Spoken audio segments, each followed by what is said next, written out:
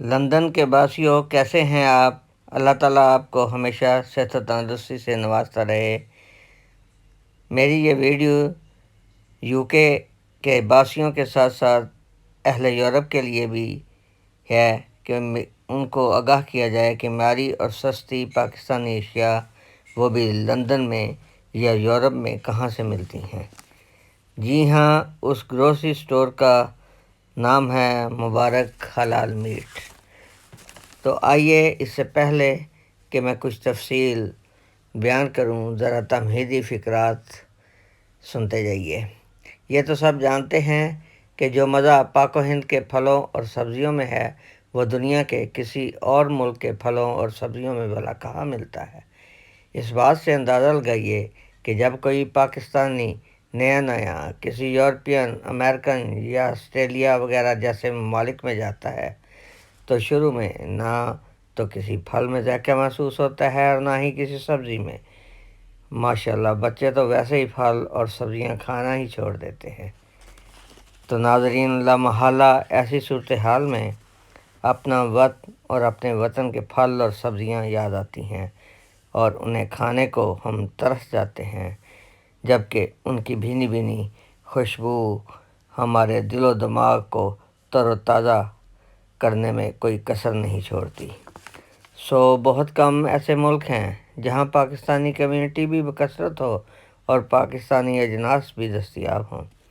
UK اس لحاظ سے سر فہرست ہے کہ نہ صرف یہ چیزیں دستیاب ہیں بلکہ باقاعدہ ان کی مارکیٹیں پائی جاتی ہیں، جہاں سے سپلائر پاکستان سے درآمد کر کے پھر یہاں سے ہمسایہ ملکوں کو برآمد بھی کرتے ہیں۔ تو ناظرین، آئیے آپ کو مبارک حلال میٹ گروسری سٹور پہ لیے چلتا ہوں۔ مکرم مبارک احمد صاحب مہار آف سیالکوٹ پاکستان نے اپنے کاروبار کا آغاز ماڈرن UK، جہاں یورپ کی سب سے بڑی مسجد بیت الفتوح ہے اور پوری دنیا میں اسلام کی تبلیغ کا فریضہ سر انجام دے رہی ہے، اپنے سٹور کا آغاز کیا۔ یہاں سے آپ کو ہر قسم کی پاکستانی اشیاء، دال، سبزی اور مشروبات وغیرہ دستیاب ہیں۔ اگرچہ سٹور اور بھی بہت ہے مگر اس سٹور کا کوئی ثانی نہیں۔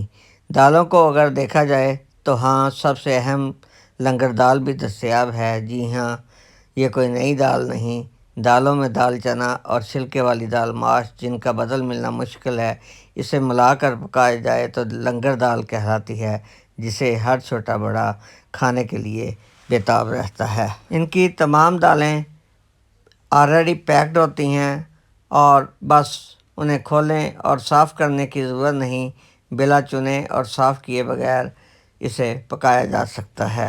لیجئے جناب، گرمی کی شدت کو کم کرنے کے لیے اور دل کو راحت پہنچانے کے لیے شیزان، روح افزا، لیمن بارلے، شربت تخم مرنگا اور مشہور زمانہ شیزان مینگو جوس بھی آپ کی خدمت کے لیے حاضر ہے۔ دوستو، سبزیاں کھانے کا اپنا ہی لطف ہوتا ہے۔ کبھی یہ کچی کھائی جاتی ہیں اور کبھی پکا کر اور کبھی گوشت میں ملا کر۔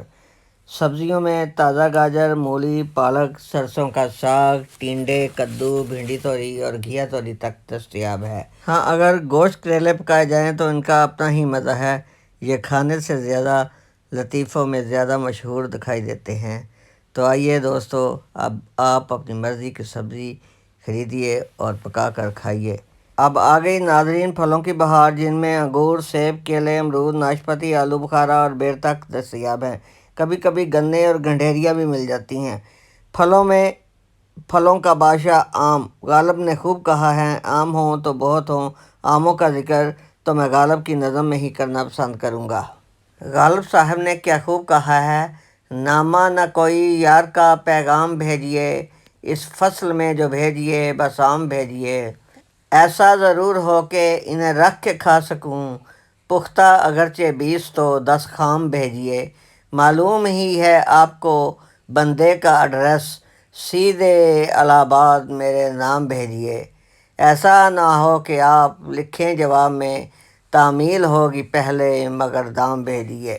کیا خیال ہے دوستو، یورپ میں پاکستانی لوگ گوشت خوری میں کچھ زیادہ ہی مشہور نہیں ہیں؟ آئیے، اب آپ کے سامنے ہر قسم کا گوشت حاضر ہے۔